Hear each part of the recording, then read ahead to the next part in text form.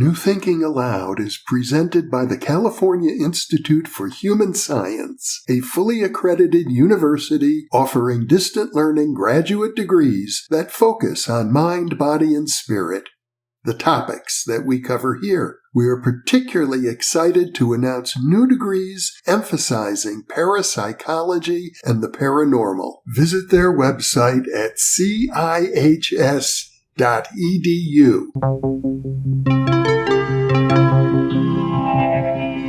Thinking Aloud. Conversations on the leading edge of knowledge and discovery with psychologist Jeffery Mishlove.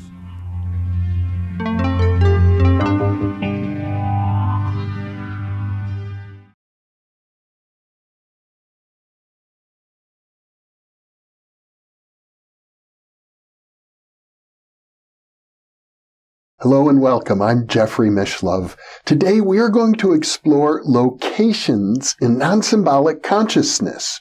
With me is Dr. Jeffery Martin, who is the director of the Center for the Study of Non-Symbolic Consciousness. He is also a research professor at Sophia University in Palo Alto, California, and director of the Transformative Technologies Laboratory there. He is the author of a number of books, including The Complete Guide to Reiki, The Fourth Awakening, and The God Formula. Welcome, Jeff. Thank you very much. It's great to be with you.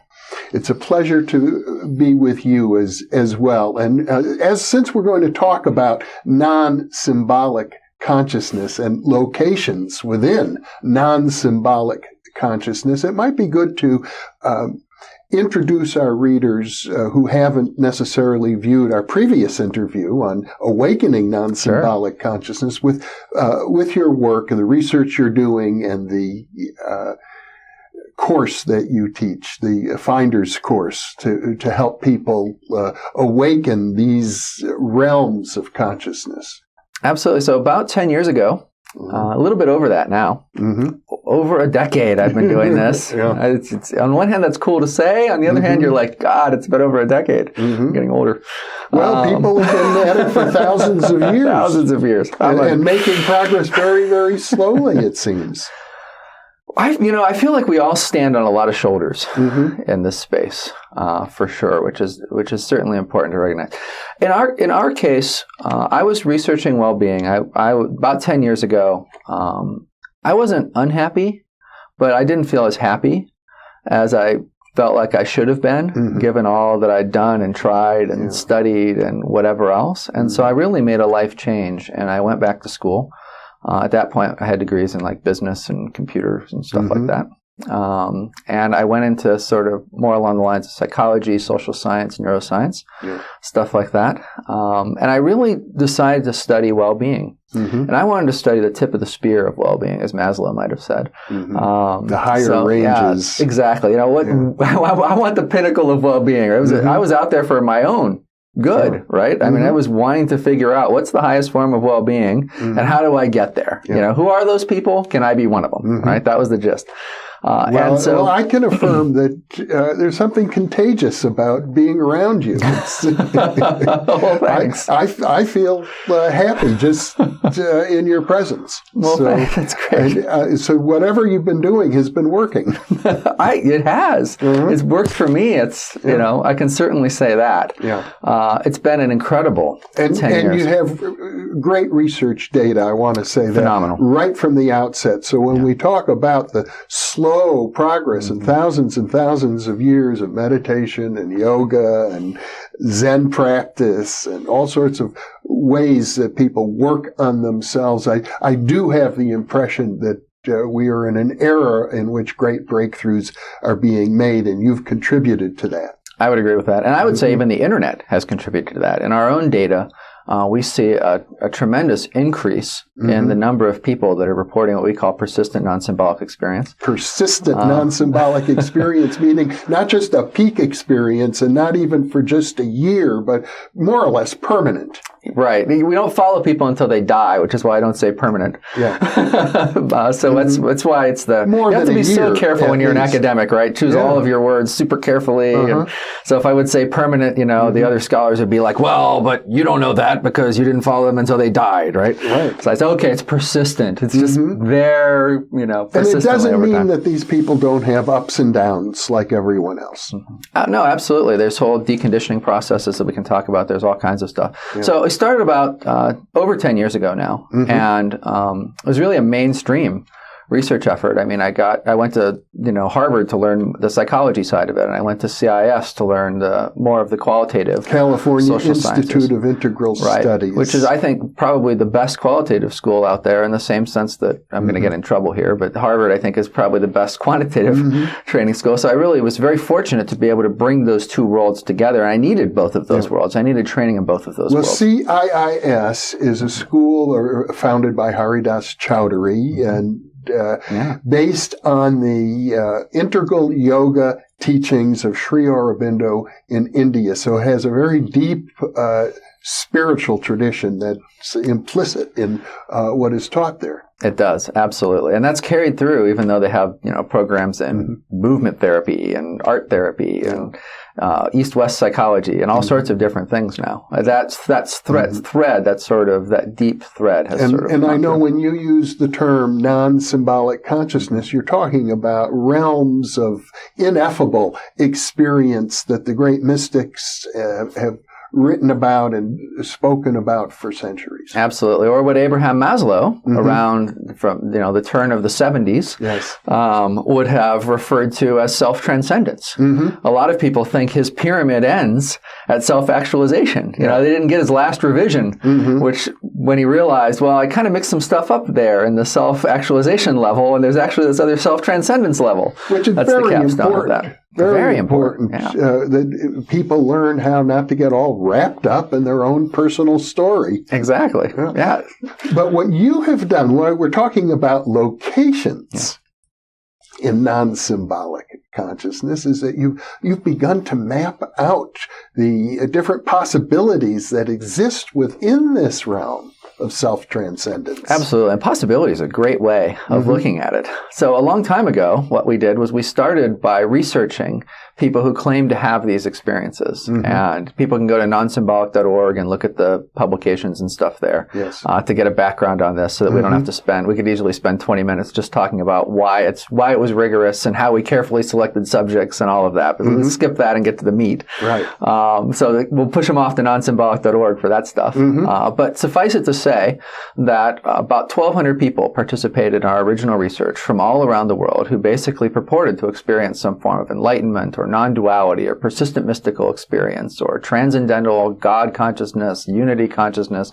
We have hundreds of these terms that are cataloged. And what we did was slightly different is I had a technological bent, right? You heard me say I came from, my degrees were business and technology, right? Prior to becoming a scholar in this area. And so I was thinking, we're going to knock this thing out with technology. So what do we need? We need accurate physiological measurements so we can replicate the physiological measurement. Okay, that's going to mean that we're going to need fMRI. Okay, how do we get the right fMRI stuff? And so when you're starting to do fMRI stuff, I think people on TV see, they watch 60 Minutes or something, and there's this image of an fMRI machine, and they're just kind of scanning through the whole brain, and it just looks like this very simple process. But really, you have to know what you're going for. You have to design what's being recorded very, very carefully. And so there's a lot of pre-work that goes into a new area that you want to do any sort of neural work on. And so it was, interestingly, from a non-symbolic standpoint, all of the locations, all of the continuum stuff, that came from this pre-work, which is really qualitative work where you're trying to just get your arms around the population and figure out who they are. Basically, you interviewed these people. We did a ton of gold standard psychological self-report measures, the kind that you'd fill out, maybe for your job to make sure that you're not crazy or,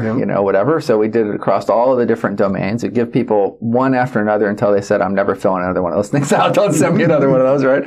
And we'd go out and interview them. And literally literally, I'd sit, in their living room until they said the same thing, get out. You've been here for like 10 hours now. It's time for me to go to bed, or we'd closed every restaurant and now the police were circling the parking lot. We were still standing in the parking lot. I'm still interviewing them, right? I would just try to extract as much information as I could, both with these gold standard measures as well as in person from an interview standpoint. The thing that made our interview questions different was that they were along the lines of cognitive science. A lot of people had researched these folks, but they'd sat down with them and they'd heard about God or spaciousness or emptiness or consciousness or pre-consciousness, or it's not consciousness, it's experience, or it's not experience, it's consciousness, or it's neither one of those, it's something before that, or it's, all of these terms that sort of get lost in the soup. Sure. And we asked questions because I was trying to sort people for neuro measurement, right? So we were asking cog-sci questions, which were around the lines of cognition, which is like thoughts and thinking, affect, which is emotion. It's a little bit broader than emotion, but you can think of it as emotion, perception, memory, and a little bit later sense of self, when it was clear that there was a big sense of self component to it. And these people had not been asked these types of questions before. I mean, nobody sits down with their spiritual teacher and asks questions about their memory, right? And so oftentimes I would ask, the person a question, and they would just sort of sit there. And they would look, very still and very sort of Zen-like. And I was like, wow, it's sort of true. They're just sort of like getting a download of an answer from me. But in reality, what they were doing is sort of searching their experience. Because although in some cases they might have had tens of thousands of students who had asked them questions over the years. And so they had quick answers for a lot of you could ask them just about anything if you were one of their students, and they'd have a pretty quick answer for you. Yeah. I was asking them stuff that they'd never been asked before. And so there was like these long pauses. If you listen to the recordings, there's like me asking a question and this long pause and then an answer, and then another question, and then a long pause and then an answer. So which is why I needed those 10 hours. Think through the whole issue and come up with an original thought for you then and there. And it turns out that was very valuable to them as I got better at it. If you caught me in the first year or so, I probably wasn't that good. I was still feeling around, trying to put pieces together and stuff. But after that, people really appreciated it, because one of the things that happens with non-symbolic consciousness is that all the chatter that's normally going in your head, you have all of this, oftentimes it's very negative chatter, One of the people at the lab, Nicole Bradford, likes to say, would you want to be locked in an elevator with somebody who was like your mental chatter? If you could take your mental chatter, is that really where you'd want to be stuck in an elevator with? Everybody's like, God, no, right? But if you're stuck in your head, right? And so when that mental chatter quiets down, a lot of your self-reflexivity, a lot of your own self-reflectiveness quiets down with it. And so if you're talking about people who are very far along that process, it's very valuable for them to sit down with people that can basically get their mind to reflect on these things in new ways and different ways and illuminate different aspects of their consciousness that they weren't aware of before. So people eventually loved sitting down with me, and they'd refer me to everybody. And it's through this research process that you developed the idea that there are, if I recall correctly, 4 primary locations. And you use the term location so as not to imply a hierarchy. Exactly, yeah. There's so much out there of, well, I'm at level 4 and you're at level 3, so I'm much more spiritually evolved than you are, and all of that. And I just wanted to duck all of that, because it seemed like, geez, if you could make it to location 1, like you should just like drop to the ground and just kiss the earth and, thank God if you believe in God or the universe or whatever it is that you believe in, that, lightning has struck, you're the luckiest person in the world, right? If you never make it to location 2, never make it to location 3. And so I just wanted to get around this whole idea of implied value chain more than anything else. It is obvious when you look at the data that, the changes in cognition that occur at location 1 deepen in location 2. Right? So there are these obvious sort of chains, but there was just something about the values judgment associated with levels that I was looking to get around. Okay, fair enough. Yeah. But what you're saying is, without being judgmental about it, there seems to be a sequence. There does seem to be a sequence. But here's the deal. You don't have to go through them in order. So you don't have to land in 1, work your way through 2, 3, and 4. Lots of people just land into 2, or just land into 3, or just land into 4. And there are more than 4, but we've not met anyone who's landed beyond 4. Now, when you say landed. I think you're referring to an awakening, an epiphany. Transitioned into a transition of some sort from normal consciousness to a state that becomes, as you say, permanent. Yeah, persistent, at least. Being super careful scholarly. Persistent. And so, generally speaking, if it sticks around for about 7 months for someone, it's likely to stick around for the long haul, it seems. And so we just rounded that up to a year. Yeah. But we also, in the first set of subjects, in that early set of subjects, we just thought, well, we don't want people who have experienced this for just a little bit of time. So we arbitrarily set a line at a year. And it wasn't until later that we discovered the 7-month thing. Well, let's talk about stage location one. Yeah.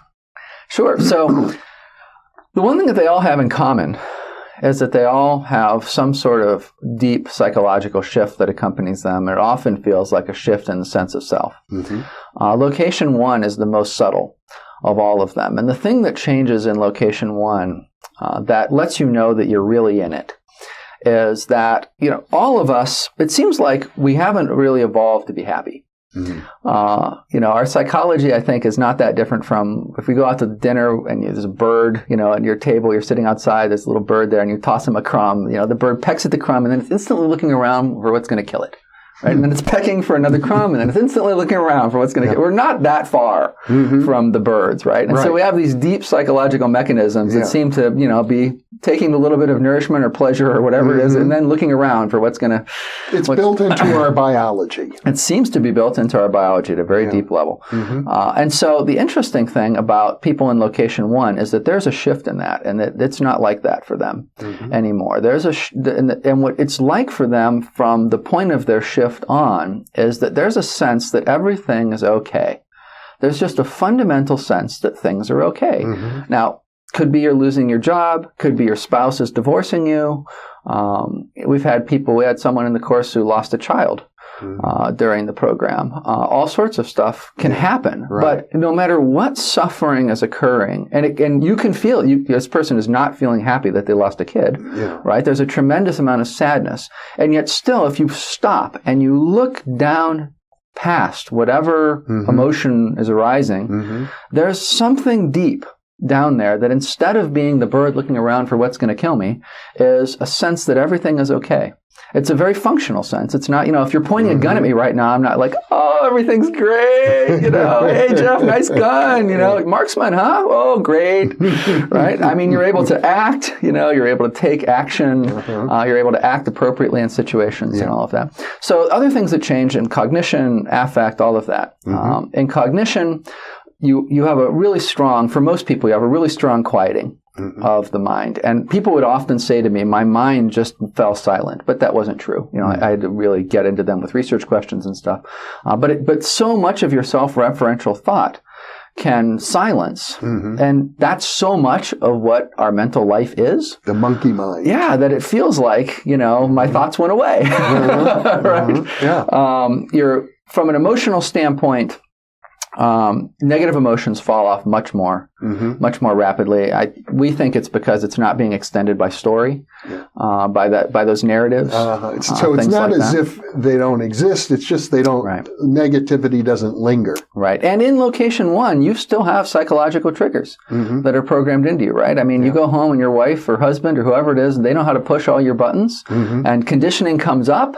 Right. The good news is that the conditioning, that the emotional response falls off much more rapidly. And just like in standard psychological behaviorism with Pavlov's dog, where you condition the bell with the food and the dog salivates, and then you don't have to give them the food, just give them the bell, and the dog still salivates, right? And then after a while, you just keep doing the bell without the food, and they stop salivating. There's a deconditioning process that happens there. That deconditioning process seems to occur at very regular cycles in this as well. So in the first couple of years, you go through a lot of deconditioning.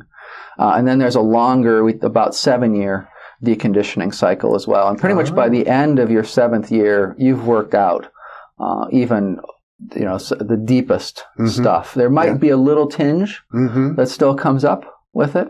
So people often think in location 1, well, geez, I still, my wife can still push my buttons. I still have this, at work. I'm going through all this stress, and I'll still feel whatever. I can't possibly be, in PNSE. And you say, okay, but in the midst of that, if you look down to the core, of your psychological experience, what's there? And if it's the sense that everything is fundamentally okay still, despite the fact, no matter what shit is hitting the fan, so to speak, then welcome to location 1. You're just in the deconditioning process, essentially, of location 1. And you should want that stuff to come up, because the sooner it comes up, the sooner it deconditions. Now, when you go into location 2, the mind quiets more. The emotions, the negative emotions, continue to fall off quite rapidly. And there begins to be a shift into a positivity of emotion. And also, there's location 2 is sort of a non-dual location. You've probably heard the term non-duality. Oh, yeah. We probably don't have too much time to talk about. Advaita Vedanta. Right, exactly. And the way I would, an easy way to sort of quiz people that have never heard of non-duality as to whether or not they're perceiving non-duality, a question I picked up on way before I knew what the heck I was talking about in the research, was that some people would just sort of report visually and auditorily and stuff that the world just sort of showed up. And that was not my experience when I was in the early part of this research. Now it's my experience, but it wasn't my experience in the early part of the research, right? No. And so I felt like there was a locus inside my head. It was very clearly looking at my eyes. I was looking out at this room, right? But people would describe that, it's all just showing up. I'm not looking. What are you talking about? I'm looking out, or there's something hearing. I'm not hearing. In other words, the boundary between the self and other begins to dissolve. Yeah, very much so. And so in location 2, you have that transition. And so that's a big one. You can tell, I tell people, you can tell if you're in location 2, is there a sense that like you're looking out your eyes? Is there a sense that there's some locus inside your head that's listening out your ears? Or does it seem like this stuff is just showing up? And of course, you're not referring to like regression to an infantile state of oneness. You're referring to a kind of very competent person who also experiences a oneness. Absolutely. So post-personal, as Ken Wilber might refer to it. You're not referring, become the baby again, but you do have a lot more wonder. You are a lot more in the present moment because you don't have your memories aren't coming, that chatterbox inside your head isn't dragging up all kinds of memories. You're not reliving memories. And because of that, you're not projecting into the future, all of the time. You're sort of living now instead of in these imagined futures and sort of, whatever traumatic pasts or positive pasts or, whatever would come to mind otherwise. And so that's really cool. Location 3 is a big difference from there. It's a shift to what is often really regarded as the end of the Christian mystical path and some of the other world's great religions, the end of their mystical paths. There's a tremendous sense for people one way or the other. Some have a tremendous sense of the divine that enters, and others have a tremendous sort of panpsychist sense. I can say that. I can use that word on your show because your show is so awesome, right? You're one of the few shows that I watch. I'm on interviews all the time, but you're one of the very few shows that I actually consume myself. I'm honored that you would say so. It's such an incredible archive that you're building here. It's a really great show. So, if people, just in case somebody hasn't watched other shows, shame on you. Panpsychism is this notion that everything, which to say everything is conscious. Everything has a certain degree of consciousness, right? And so there's a sense, you just feel like everything is consciousness. Down to the smallest subatomic particles. Right, exactly. And so if you don't have the divine version, you have the panpsychist version. Right? It's dualist again. You don't stay non-dual, which is very interesting. Because so if you think about Christianity and you think about how they talk about a merger or a union with the divine, right? That really implies that there's something to merge with something else. And so you go in location 1, which is dual, to location 2, which is non-dual, to location 3, which is very subtly dual again. You still feel amazing. I mean, you're convinced that humanity can't get any better than location 3. There's just, you have this one emotion that is this 3 facets of love and joy and compassion, and sometimes a couple of other ones. At any given time, one of them's a little more prevalent, and that's your emotional state. Almost all the time, that's your emotional state. The world just feels incredible. It feels miraculous. And so it's very easy to see how people think that's it. This is the end. There can't be anything better than this. Mind continues to quiet down even more. That's how your emotions show up. The past thoughts and the memories and stuff are again dropping off to an almost insignificant level at this point. All of those progressions are continuing to deepen, and then you hit location 4, which feels like you've fallen off a cliff. And since I'm using a couple of Christian examples today, you can look at Bernadette Roberts' material as an example of location 4. I mean, here she was like deeply in location 3, like she'd rung the bell. All of her great, St. Thomas and all of these people that she revered, she just followed that path perfectly. And then one day, divine is gone. There's no sense of divinity, which is what happens when you transition. The dark night of the soul. Not even so much a dark night of the soul, but just you can actually have dark nights in the transitions into these or between them. We can talk about that a little bit if you'd like. There's some traditions that have them, some that don't. It seems methodological based to us. But there's a transition that happens between 3 and 4, and essentially your emotions drop out. Okay. And so you go from having this incredibly rich, ever-present emotional experience of love and the divine, and it's just gone. Right? And then the sense of the divine or panpsychist sense gone. It's a huge change for you. But what comes with it is a sense of freedom that is beyond anything you could have ever possibly imagined. Even at the earlier look, at location, if you hit location 1, you're thinking, life is great, right? If you hit location 2, oh my God, this is freaking amazing. Like location 3, this is it. I've hit it. Like there can't be, God can't have anything better, or the universe can't have anything better in store for me than this for the rest of my life, right? And then you hit location 4, and it's an order of magnitude even beyond that. But the sense that provides it is really a sense of freedom that accompanies it. And so there's hitches to that. For instance, in location 4, you tend to isolate more because in location 3 you tend to be more social, more helping people, stuff like that, very heart-centered. In location 4 you tend to be more isolating, and it's because so much of your symbolic processing, your normal mental processing has fallen away, that it's not that pleasant to just have crappy conversations about the weather or politics or whatever people want to talk about. Like you have this feeling inside you, like there's this only so much energy that I'm just going to use neurological terms. There's only so much energy that your brain has to consume at any given time, right?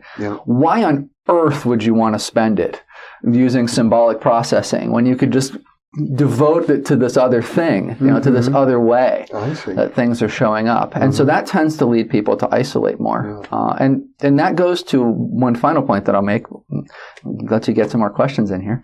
And that is that, another reason I think to not make these into a hierarchy where you have to go all the way, Jeff. You can't. Location 1, you're at location 1. What are you thinking, man? Get to 3, right, or whatever someone's belief is.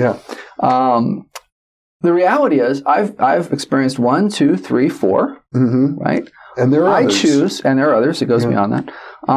I choose to stay right around the end of location 2. Because that's where I'm most effective in the life that I have. I mean, I lead the transformative technology movement in many ways, right? I mean, the lab, the research, all the stuff, all the responsibilities that I have. If I'm in location 3, you can't really run stuff very well like that because you have a tendency to just want to give. And that doesn't make you a terribly good organizational leader because you just can't keep giving resources. You have to strategically allocate resources. You have to say no to people, things like that, right? In location 4, the sense that when you don't really want to be social, you certainly can't lead a movement in that kind of case. So there's strengths and weaknesses. There's strength and weaknesses in each one of these. Just as one would see with normal everyday consciousness. Exactly. Exactly. Well, I know we could go on and on.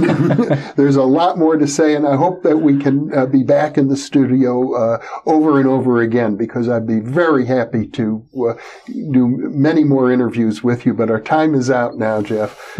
Thank you so much. Thank you. It's a real honor. It's a real pleasure to be with you. And thank you for being with us.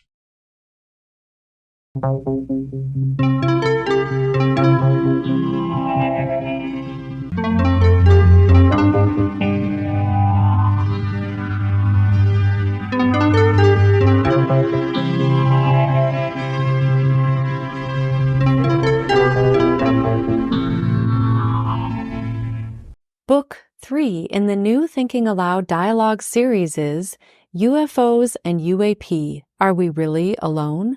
Now available on Amazon. You can now download a free PDF copy of issue 7 of the New Thinking Aloud magazine or order a beautiful printed copy.